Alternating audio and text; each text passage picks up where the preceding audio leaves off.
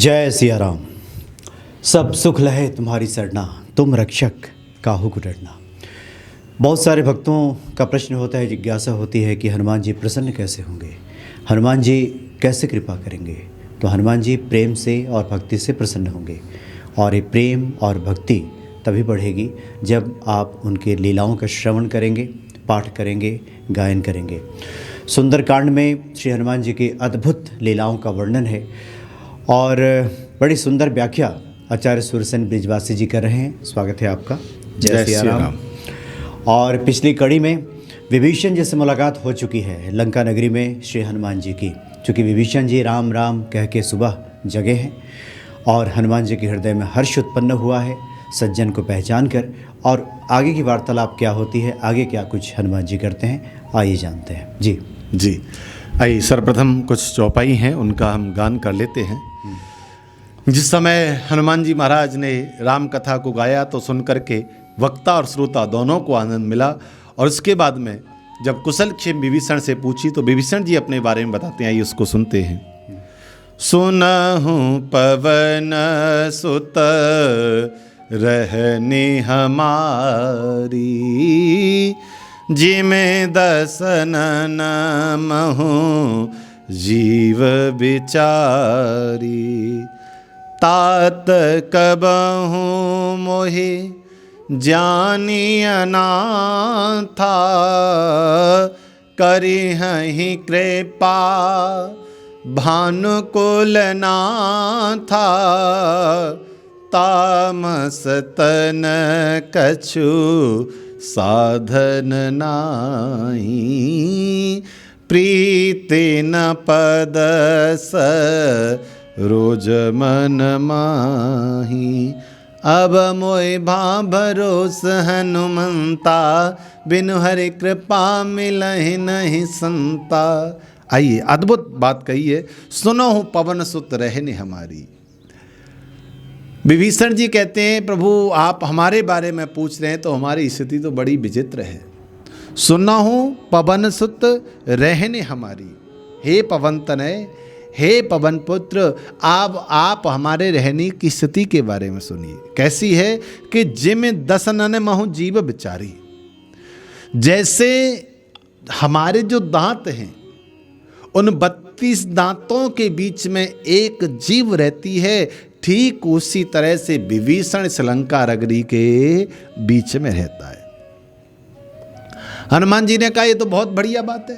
विभीषण ने कहा महाराज कैसे आप बढ़िया कह रहे हो। दांतों के बीच में जीव अर्थात उसको एक समय से बोलना होगा, एक समय में रहना होगा। जरा सा अगर बाहर रह गई तो दांत उसको काट लेते हैं और कभी उसे बाहर नहीं आने देते हैं। हर समय अपना साम्राज्य स्थापित करके रहते हैं। वो तो बेचारी ऊपर और नीचे जो दोनों तरफ से हैं उनके बीच में रहती है महाराज। उसका बेचारी का क्या सुख है।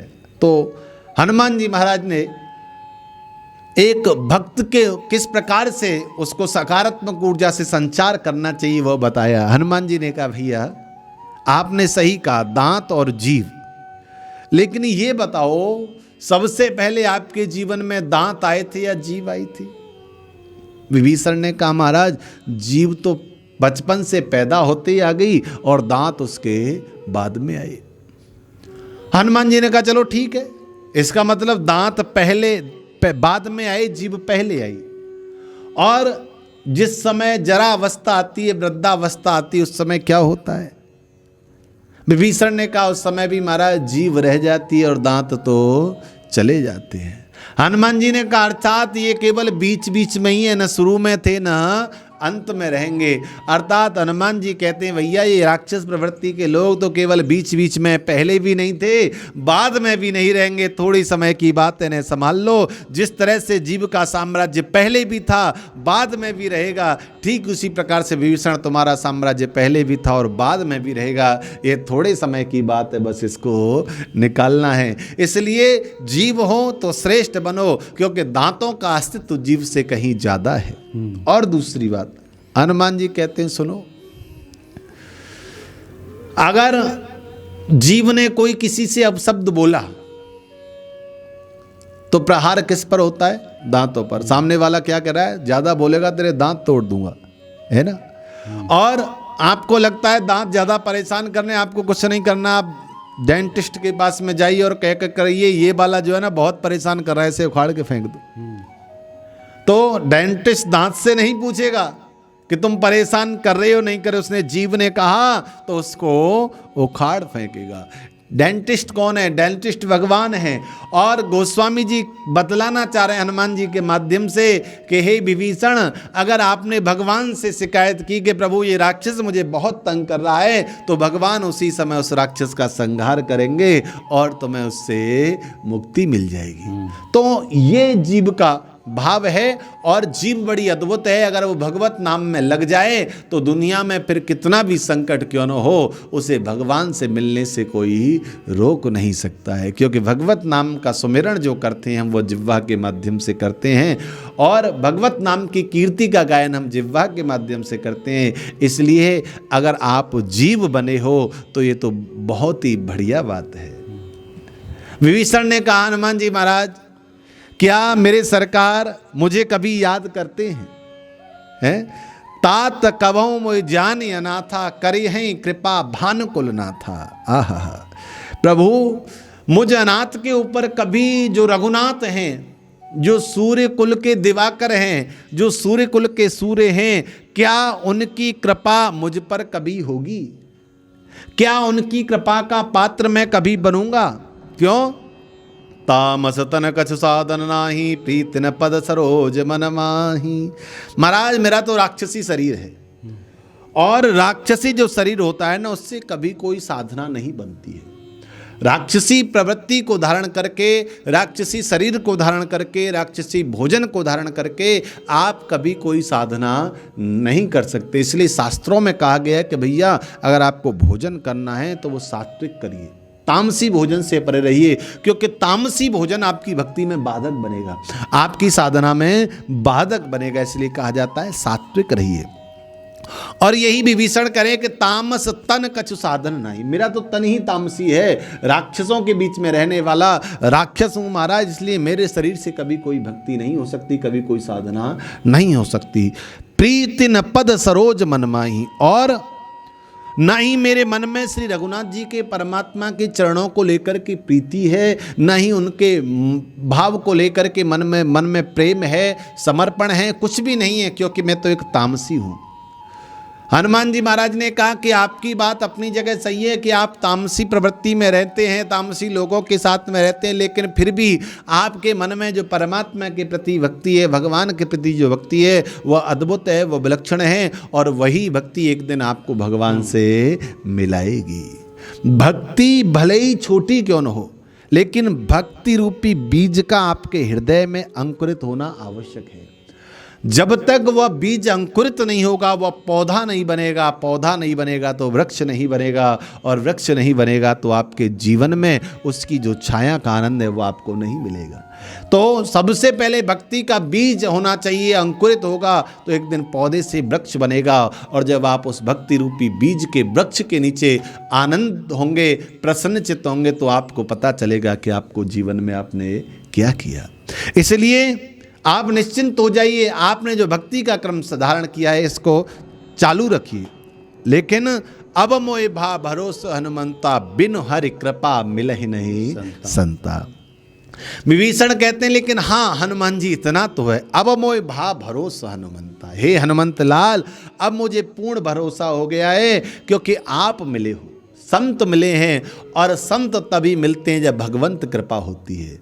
अगर आपके जीवन में भगवंत कृपा नहीं है तो संत कृपा नहीं होगी। अगर आपके जीवन में संत कृपा हो रही है तो सम्मान के चलिए भगवंत कृपा है।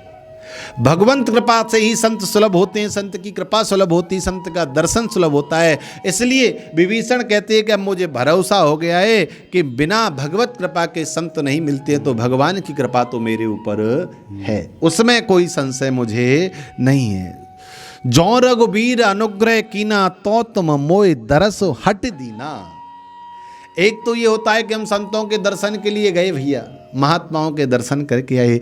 एक ये होता है कि भैया हमने संतों को घर पर बुलाया, वो पधारे, और एक ये होता है भैया ना हम दर्शन के लिए गए ना हमने बुलाया, वो तो संत स्वयं हमारे जीवन में पधार गए, हमारे घर में पधार गए। हमारे गुरुजी कहा करते थे, भैया अगर आपको संतों का दर्शन हो, आपको कहीं दर्शन के लिए जाना पड़े तो आप मानिए आपके जीवन का सौभाग्य है। लेकिन अगर कोई संत आपके दरवाजे पर बिना बुलाए आए, घर पर पधारे और आपको आशीर्वाद दे, आपकी कुशल क्षेम पूछे, तो आपकी समझिए आपका सौभाग्य नहीं, आपके जीवन का परम सौभाग्य है जो कि आपके घर में संत पधारे हैं, आपको संतों का दर्शन हुआ है। ऐसी अद्भुत संतों की महिमा है। क्योंकि नैनन संत दरस नहीं देखा, लोचन मोर पंख ते लेखा। है गोस्वामी जी कहते हैं कि अगर नैनों से संतों का दर्शन नहीं किया तो भगवंत का दर्शन हो ही नहीं सकता। अगर आपके जीवन में संत दर्शन की लालसा है, अगर आपको जीवन में संत का दर्शन हुआ है तो निश्चय ही भगवंत का दर्शन होगा।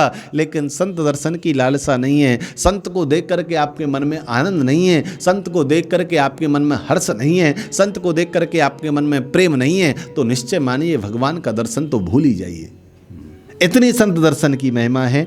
और गोस्वामी यहाँ तक कहते हैं कि अगर आपको नैन मिले तो केवल संत के दर्शन के लिए, जगत में आप कुछ और देखने के लिए, दुनियादारी देखने के लिए नैनों का दर्शन, नैनों का सौभाग्य नहीं मिला है। ये भगवान के भक्तों को देखने के लिए मिला है, क्योंकि भगवान के भक्तों के रूप में ही हम भगवान का दर्शन करते हैं, उनके स्वरूप को देख करके आनंदित होते हैं। इसलिए यहाँ पर कहा गया कि जो रघुबीर अनुग्रह की ना तो तुम मोय दरस हटे दीना। ये भगवान का अनुग्रह ही है। जब सारे ग्रहों का प्रभाव काम नहीं करता है तो उन सब के बीच में भगवान का अनुग्रह काम करता है। सारे ग्रह एक तरफ और भगवान का अनुग्रह एक तरफ।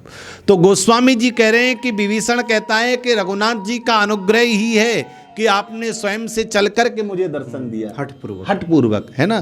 क्योंकि मैं तो आपके पास गया नहीं, मैं तो यहाँ सो के जगाता कि आपने आकर के दरवाजा खटखटा दिया है, जाग जाओ भैया, है जगाने कोई तुम्हें आया है।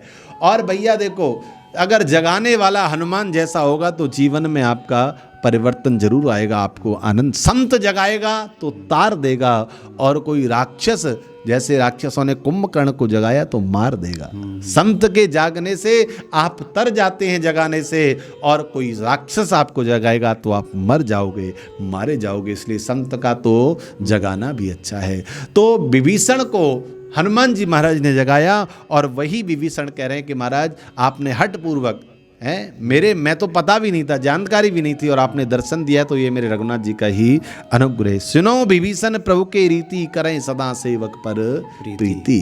हनुमान जी महाराज कहते हैं सुनो, ये भगवान का अनुग्रह नहीं है, ये तो भगवान की रीति है। उनका एक नियम है, उनकी एक मर्यादा है कि भाई जो मेरे भक्त है मैं उसके ऊपर अपनी कृपा करूंगा ही करूंगा, उसकी करुणा उसके ऊपर होगी। इसमें कोई नई बात नहीं है, क्योंकि ये भगवान के स्वभाव में सम्मिलित है, उनके स्वरूप में सम्मिलित है, उनके जीवन की दिनचर्या में सम्मिलित है कि उनका भगवान का कोई भक्त है तो उसके ऊपर वो हमेशा प्रीति करते हैं, प्रेम करते हैं, स्नेह करते हैं। यही भगवान का लक्षण है, और इसीलिए भगवान की महिमा है। और कहते हैं कहो कवन में परम कुलीना। हनुमान जी महाराज कहते हैं कि आप अपने लिए कह रहे हो कि हम राक्षस हैं, राक्षस कुल में पैदा हुए हैं, क्या भगवान हमें दर्शन देंगे, क्या भगवान, हाँ, क्या हमें भगवान स्वीकार करेंगे, क्या हमें वो याद करते हैं, क्या हम कभी उनसे मिल पाएंगे। तो हनुमान जी कहते हैं आपको छोड़ो, मुझे देखो। कहो कवन में परम कुलीना, कपि चंचल सब ही विधिहीना। अब आप हमें देख लीजिए, हम कोई ऐसा नहीं है कि बहुत बड़े महात्मा हैं, या हमारा वंश परंपरा कोई बहुत अच्छी रही है, या हम कोई कुलीन परिवार से हैं। नहीं नहीं नहीं, कहो कवन में परम कुलीना। आप मुझे इसको देखिए, कहिए कहाँ मैं कुलीन हूँ। बानर जाति जिसे अधम माना जाता है, जिस निकृष्ट माना जाता है, जिसका कहीं कोई अस्तित्व नहीं है, लेकिन हमारे ऊपर भगवान ने कृपा की है। कब की है? कप चंचल सब ही विधिहीना। है। कपि स्वभाव से ही चंचल होता है और सब प्रकार से वो हीन होता है, नीच होता है, उसमें किसी प्रकार का कोई भी अच्छा गुण नहीं होता है। और तो और हमारी दृष्टता देखिए, हमारे स्वामी पत्थर की शिलाओं के ऊपर बैठे हुए हैं और हम बंदर पेड़ की टहनियों पर ऊपर कुछ उछल कूद कर रहे हैं। भला ऐसा कौन स्वामी होगा जो अपने सेवकों को अपने सिर के ऊपर बिठा करके रखेगा और उसके बाद भी प्रसन्न हो रहा होगा। तो इसलिए आप अपने ऊपर मत जाइए, आप तो उनकी करुणा के ऊपर जाइए, क्योंकि जब वो करुणा करते हैं न किसी की जाति देखते हैं, न किसी का स्वरूप देखते हैं, न किसी का धन देखते हैं, न किसी का ऐश्वर्य देखते हैं। अगर वो देखते हैं तो केवल आपके मन का भाव देखते हैं। इसलिए शायद भगवान ने मन सबको समान दिया है। स्वरूप हमारा अलग अलग है, आकृति हमारी अलग अलग है, सब कुछ जीवन में अलग है, लेकिन एक है तो भगवान ने मन सबको एक दिया है, ताकि शायद भगवान ने विचार किया कि प्यारे इसी मन के माध्यम से तुम मेरे से जुड़ जाओगे तो फिर कभी मेरे से अलग नहीं हो पाओगे या अलग अनुभव नहीं कर पाओगे। क्योंकि भगवान का भक्त वास्तव में भगवान से कभी अलग होता ही नहीं।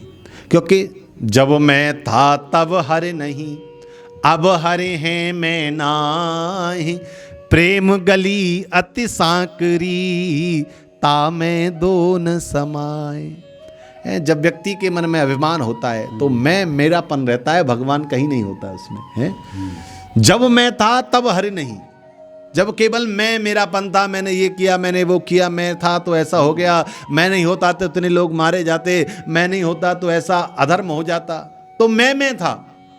लेकिन किसी ने कहा कि भैया मैं नहीं, भगवान के हो जाओ, तो भक्त कहता है अब हरे हैं मैं नाही। कह रहे जब मैं भगवान के साथ में मिला तो मैंने देखा फिर भगवान ही रह गए, मेरा कोई अस्तित्व ही नहीं रहा। जैसे आप सूरज की रोशनी में बाहर निकलते हैं तो आपकी अपनी परछाई दिखाई देती है, लेकिन जब आप किसी बड़े वृक्ष की परछाई के नीचे आते हो तो फिर आपकी परछाई का अस्तित्व समाप्त हो जाता है, आपकी परछाई उसी परछाई में विलुप्त हो जाती है। तो ठीक उसी प्रकार से भगवान का भक्त कहता है कि जब मैं अकेले अपने अंदर उत्साह प्रेरित कर रहा था कि मैं हूँ, तब तक मैं ही था, लेकिन जब मैं भगवान की शरण में गया और भगवान का बन गया तो फिर मैं और मेरा अस्तित्व ही समाप्त हो गया, केवल भगवान और उनका अस्तित्व ही बचा। क्यों?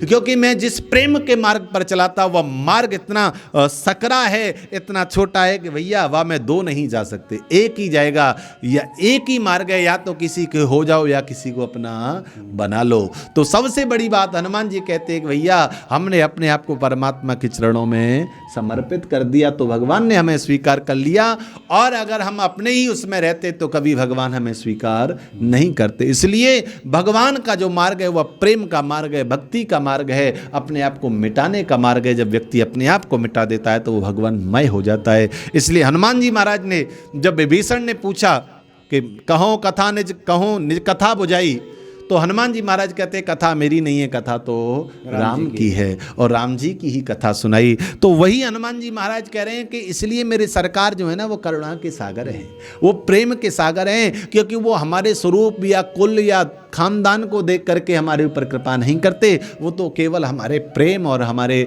भाव को देख करके कृपा करते हैं। और अपने लिए हनुमान जी कह रहे हैं प्रात ले जो नाम हमारा, तेहि दीन ताहि न मिलहि आहारा। हनुमान जी कह रहे हैं भैया हमारी स्थिति तो ऐसी है, अगर बेचारा गलती से कोई हमारा सवेरे सवेरे नाम ले ले, धोता है नाम ले ले, तो हो सकता है बेचारे को सारे दिन अन्न का दर्शन भी न हो, भूखा ही रह जाए। बहुत से लोग कहते हैं कि महाराज जी हनुमान जी महाराज ने ये कहा है और आप कहते हो सुबह सुबह हनुमान जी का नाम लो।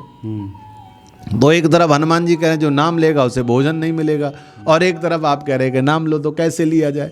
तो भैया देखो वास्तविकता यह है कि हनुमान जी ने ही अपने लिए कहा है, ये तुलसीदास जी ने नहीं कहा है। कई बार क्या होता है भगवान का कोई भक्त होता है, आप उसके पास जाइए तो वो यही कहेगा भैया मैं तो बड़ा अधम हूँ, मैं तो बड़ा पापी हूँ, मेरे अंदर ऐसा कोई गुण नहीं है।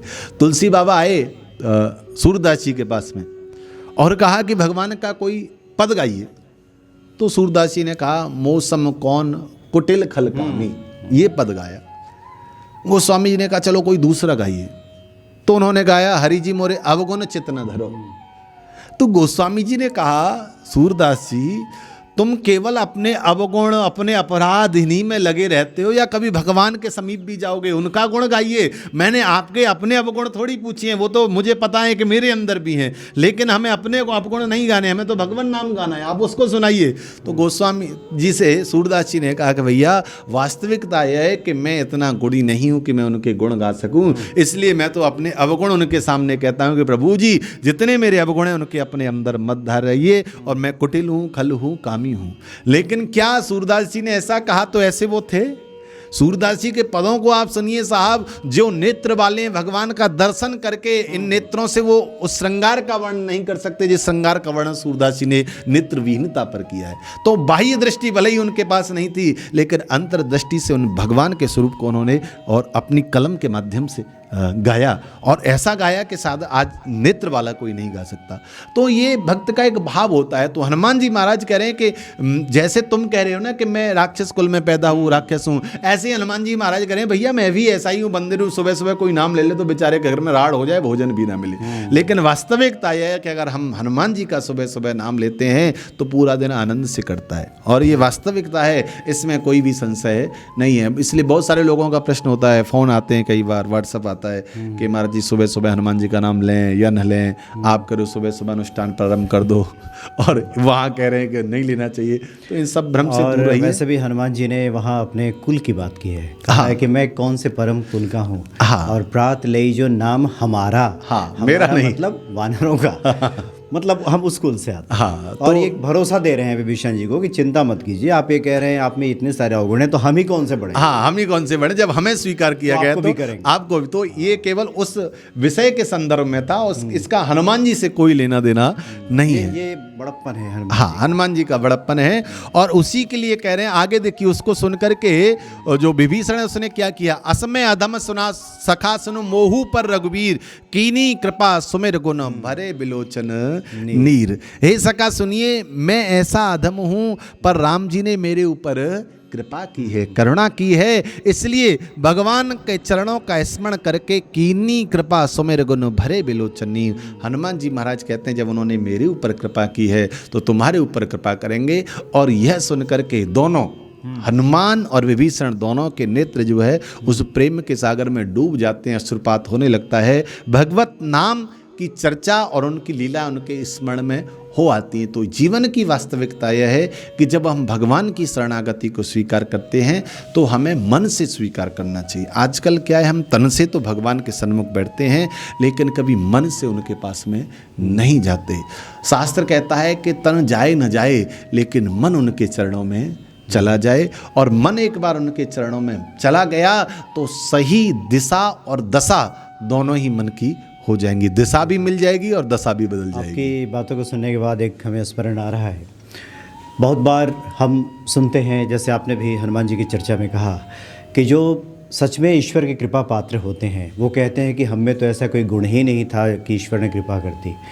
बहुत सारे ऐसे लोग होते हैं जिन पे कृपा नहीं होती, तो कहते हैं हम तो इतना कुछ कर रहे हैं, कृपा ही नहीं कर रहे हैं। ये फ़र्क है जी जी, ये फ़र्क है। जो ईश्वर के कृपा पात्र हैं वो खुद को गुणवान और सामर्थ्यवान समझते ही नहीं कि उनमें कुछ ऐसा है कि ईश्वर कृपा करते हैं, और जिन पे ईश्वर कृपा नहीं किए हैं वही बहुत इस तरह के सवाल उठाते हैं, इस तरह के प्रश्न करते हैं कि हम तो सामर्थ्य से भरे हैं, हम तो योग्यताओं से भरे हैं, पात्रता तो मेरी देखिए, हमने तो इतने पाठ किए हैं प्रभु, और आप हैं कि कृपा नहीं कर रहे हैं। तो ये बहुत ही विचित्र विडंबना है, और हनुमान जी के इस चरित्र से ये सीखने की आवश्यकता है। बिल्कुल बिल्कुल, कि ईश्वर कृपा तभी उतरती है जब आपके भीतर से ये भान भी मिट जाता है, जो सूरदास जी के बारे में आप कह रहे हैं कि हमारे अंदर तो इतनी योग्यता है, इतनी पात्रता है, बल्कि ईश्वर तो आपके प्रयासों से, आपके पुरुषार्थ से कृपा करते ही नहीं है, वो तो अपने कृपा से स्वयं द्रवित होकर भक्तों पे अहेतु की कृपा कर डालते हैं। बिल्कुल। और तब भक्त को लगता है कि मुझ में ऐसा था क्या कि ईश्वर ने कृपा करती। तो बड़ा अद्भुत ये चरित्र है हनुमान जी का। बिल्कुल, और ये वास्तविकता है, भगवान जब भी कृपा करते हैं तो अपनी अहेतु की कृपा करते हैं, जिसका कोई हेतु नहीं होता, जिसका कोई कारण नहीं होता, क्योंकि कारण से कृपा करते तो कर ही ना पाए। हाँ, इतने लगता है कि हमने इतने पाठ कर दिए हैं तो उसका हालांकि फल है, जितने पाठ हमारे शास्त्रों ने निर्धारित किए हैं। हाँ, वो है विषय, जी। लेकिन परमात्मा की जो कृपा होती है ना, वो जितने हम जो करते हैं उससे कई गुना ज़्यादा होती है और कई गुना बढ़ कर के होती है, और जो शायद हम जीवन में कभी उतना नहीं कर सकते हैं। तो इसलिए हाँ, एक बात यह है कि आप उस मार्ग पर चले हैं तो आज नहीं तो कल कृपा हो जाएगी। जो आप पाठ कर रहे हैं, जो आप पूजा कर रहे हैं, वो मार्ग है जो आपने चुना है। उस मार्ग पर आप चलेंगे तो एक न दिन एक आपका मन उसमें द्रवित हो जाएगा, और जिस दिन मन द्रवित हो जाएगा उस दिन सब कुछ होने लगेगा। जी जी। और हनुमान जी और विभीषण जी के सामने भला कौन है दूसरा जो प्रभु श्री राम का कृपा पात्र होगा? अगर हम पूरे चरित्र को देखें, ये दोनों कह रहे हैं कि हमारे अंदर तो कोई योग्यता ही नहीं है कि प्रभु श्री राम कृपा करेंगे, और हम जैसे लोग हैं कि दिन भर ढिढोरा पीटते हैं कि मेरी पात्रता को देखो राम, हमने तो अब इतने पाठ कर लिए हैं। जी जी जी। आप ही में गड़बड़ी है कि कृपा ही नहीं कर रहे हैं। तो ये विचित्र विडंबना है, इससे भक्तों को बचने की आवश्यकता होती है। बिल्कुल बिल्कुल। तो जी हाँ, तो ये आप निश्चय ही इसको हृदय में धारण करके आप करिए तो निश्चय आपको सफलता मिलेगी। और यही बात है कि हम अपनी अच्छाइयों का बखान भगवान के सामने न करें, क्योंकि अच्छाई तो उन्हें पता ही है। हम अपने अवगुणों को बोलें, कहें, जिससे हमारा मन द्रवित होता है और भगवान हमारे ऊपर कृपा करते हैं। तो इस पाठ से हमें यही सीखने की आवश्यकता है कि हम कितने भी महान क्यों न हों, लेकिन अपनी महानता को कभी भी अपने मुख से बखान न करें और अब उसे भगवान के चरणों में समर्पित करें। अगर कोई कह भी रहा है तो बस इतना कहें कि भैया ये तो प्रभु के चरणों का प्रताप है। जी जी। तो बहुत ही ये अद्भुत चरित्र है श्री हनुमान जी का, और सभी भक्तों की ये प्रार्थना तो हनुमान जी से होनी ही चाहिए कि हमारे अंदर गुण हो, अवगुण हो, प्रभु मेरे अवगुण चित्त न धरो, और कृपा तो आप जरूर करें। ये प्रार्थना जरूर हनुमान जी से होगी, प्रभु श्री राम से होगी। बहुत बहुत धन्यवाद आपका। जय जय सिया राम।